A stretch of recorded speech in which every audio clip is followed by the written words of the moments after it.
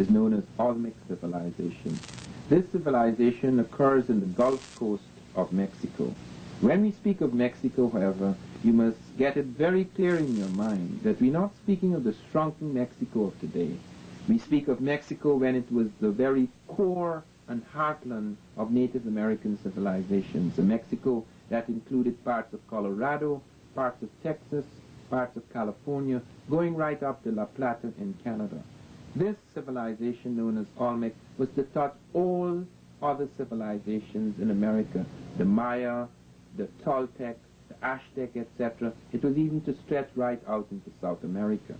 What is very unusual about this civilization was that not only was it the mother of American civilizations, but it contained elements that were not just native to America, but was a fusion between the Native American and people coming from outside. The most significant of those outsiders were the Africans.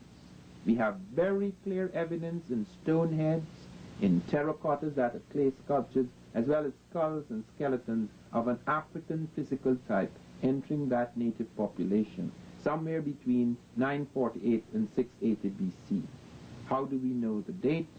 It is because on one of the platforms in the holy center and capital of the Olmec world, a place called La Venta, we were able to date the stone head because they were rooted in a wooden platform where the Americans worshipped, and we got this dating of 948 to 680 BC.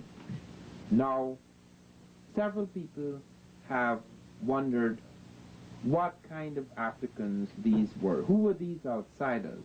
These were largely Egypto-Nubian types. At least that type was in command. Because what we do find in the evidence is that not merely the presence of this physical type, which is African, but the presence of cultural elements, which we will talk about in this program, which are clearly of Egypto-Nubian origin. The question arises, why do we include Egypt among classical African civilizations? There is now absolutely no doubt that the ancient Egyptian civilization was overwhelmingly African. They have found the kingdom of Ta-Seti in the Nile Valley, where all the major elements, political and religious elements, spring out of the south of Egypt, spring out of the Nubian world at Cuscal in Nubia, where we have about a dozen black kings reigning before the first Egyptian dynasty. Even the hieroglyphs, the writing system of the Egyptians, we find it have their roots in the Sudan, so that as the Africans move up from Nubia, they go into Egypt, so that we find the Africans not only in the evening of Egyptian civilization, but in its very dawn. And we find them also in the noon dynasties. This is very important because it's important to understand that the Egyptian thing, the Egyptian miracle, was not only to touch Europe, not only to touch Asia, but was to stretch out to America as well.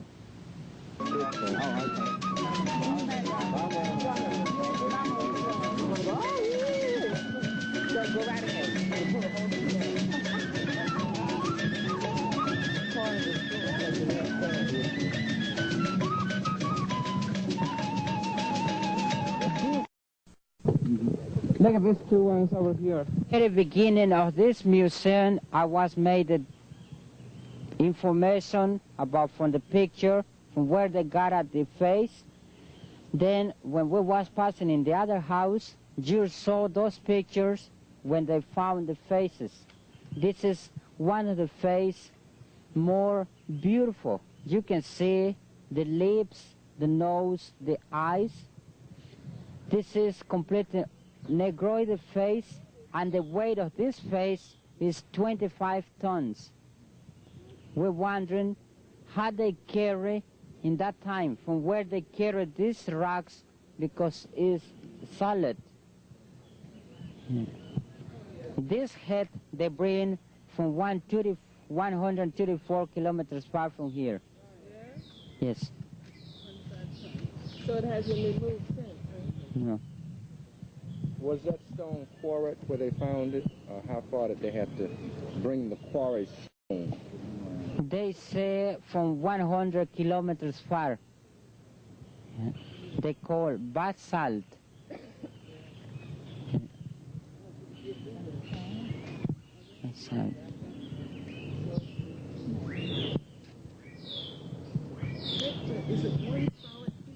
It is one solid piece from 25 tons. What is the relationship between this head and the African presence in the New World? Well, they showing it to you the exactly origin, Negroid, the basic origin for these peoples. Why do you think they would carve a Negroid head? What would be the significance of that? To show when these people was arrived to this continent. They tried to demonstrate when they arrived to America, and that was before Christ. About 1200 years BC was the time when they made these faces. Were these heads looked at as gods, as priests? Priest. They were priests. Priest. So then the African present here was one of priesthood or what? Priest. It was one of priesthood. Yes.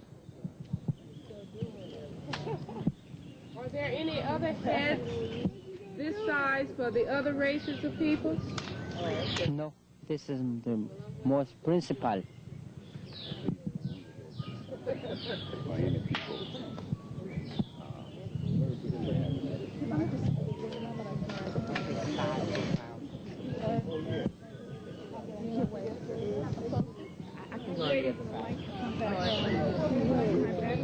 Dr. Van Sertima, can you make a comment on this? I was asking him the significance of this in terms of the importance in the society of these heads, and he was saying that these were represented priest class. Yes, this is the priest king class, because it would appear that these people were among the ruling elite of the Olmec. And these heads were revered. In fact, on one of them you have a flat top and you have an altar where people worshipped. And there is another one in which you have a sort of eustachian tube that runs from the ear through the mouth so that the priest could stand at the back of the head and talk to the people. It was a kind of oracular thing, you know, a sort of oracle. This is one of the great heads. And one of the things that you should note too, which many people do not note, is the way that thing falls along the ear. And also note the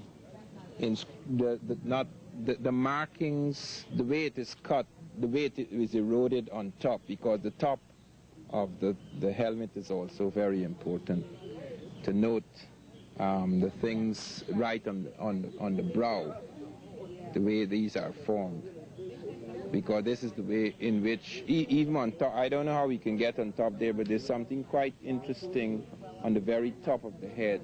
There are certain striations on the top of the head that are also significant. Sorry.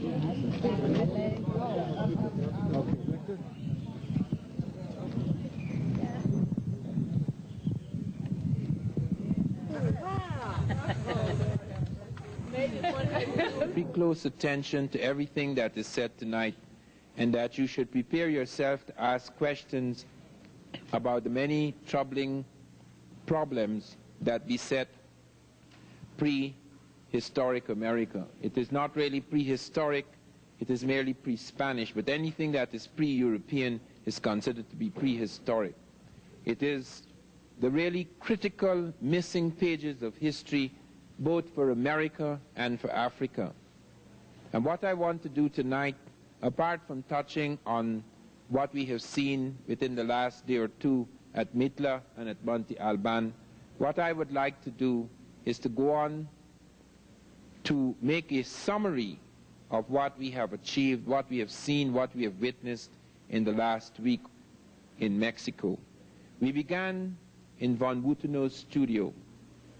Make no mistake, there is no studio in the world where you will find such a collection of African physical types in ancient America. Many of you have not had the opportunity